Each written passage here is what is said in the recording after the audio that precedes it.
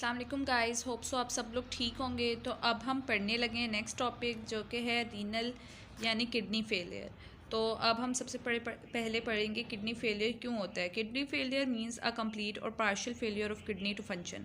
Kidney failure का मतलब होता है कंप्लीट या फिर half, partial means half, fail हो जाना किडनी का काम करने से।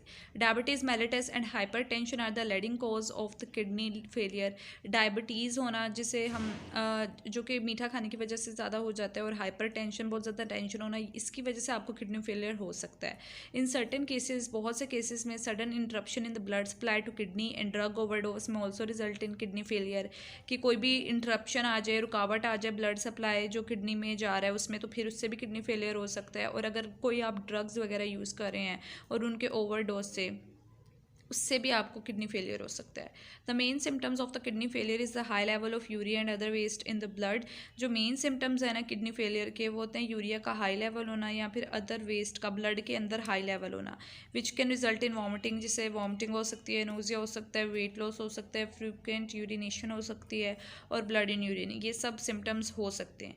Access fluid in the body में also cause swelling of lungs, feet, face and shortness of breath. जो अगर फ्लूइड बॉडी में ज़्यादा हो जाएगा तो उससे आपकी टांगें, आपके पाँव, आपका चेहरा सूज सकता है, और ब्रीथिंग में, सांस लेने में भी रुकावट आ सकती है। The kidney failure is treated with dialysis and kidney transplant. अब किस तरह से हम इसको रिकवर करते हैं, एक हमारे पास मेथड होता है डायलिसिस का, दूसरा है किडनी ट्रांसप्लांट का। पहले हम पढ़ेंगे dialysis.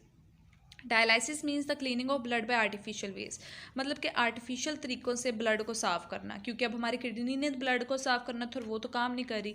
There are the two methods of the dialysis. Dialysis के दो मेथड होते हैं। पेरिटोनियल डायलिसिस फर्स्ट मेथड है। In this type of dialysis the dialysis fluid is pumped for a time into the peritoneal cavity which is the space around the gut. अब gut जो हमारी होती है ना, एलिमेंट्री कैनाल, उसके जो side पर है ना स्पेस होती है, उस स्पेस को हम कहते हैं पेरिटोनियल कैविटी। तो वो जो डायलिसिस फ्लूइड है ना, उसे एक टाइम में हम उसके अंदर पंप करते हैं।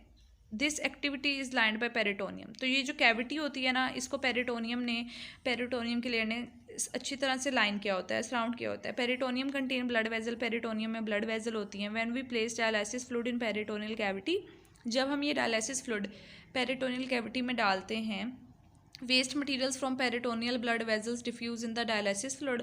जो वेस्ट मटेरियल होता है पेरिटोनियल ब्लड वेजल से डिफ्यूज़ हो जाता है डायलिसिस फ्लूइड में, which is then drained out, जो फिर वहाँ से बाहर निकल जाता है।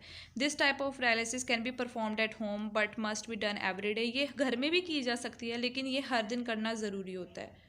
नेक्स्ट आ जाता है हमारे पास haemodialysis. In haemodialysis the patients blood is pumped through an apparatus called dialyser.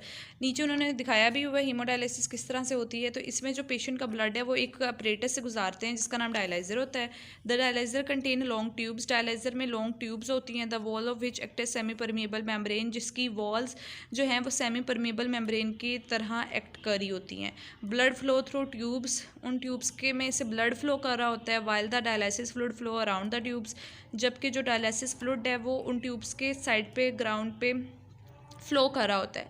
Extra water and waste move from the blood into dialysis fluid. जो एक्स्ट्रा वाटर होता है और जो वेस्ट होता है वो भी ब्लड से इस डायलिसिस फ्लूइड में मूव कर जाता है। The clean blood is then return back to the body. तो जो हमारा साफ़ खून होता है वो फिर इसमें वापस आ जाता है इन पाइप से होते हुए बॉडी में। The haemodialysis treatment are typically given in dialysis centres 3 times per week।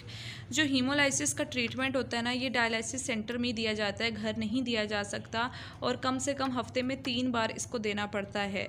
जबकि जो हमने पढ़ा था पेरिटोनियल डायलिसिस, वो हर दिन करना पड़ता है, लेकिन वो घर होता है, हो सकता है, लेकिन ये घर नहीं होता।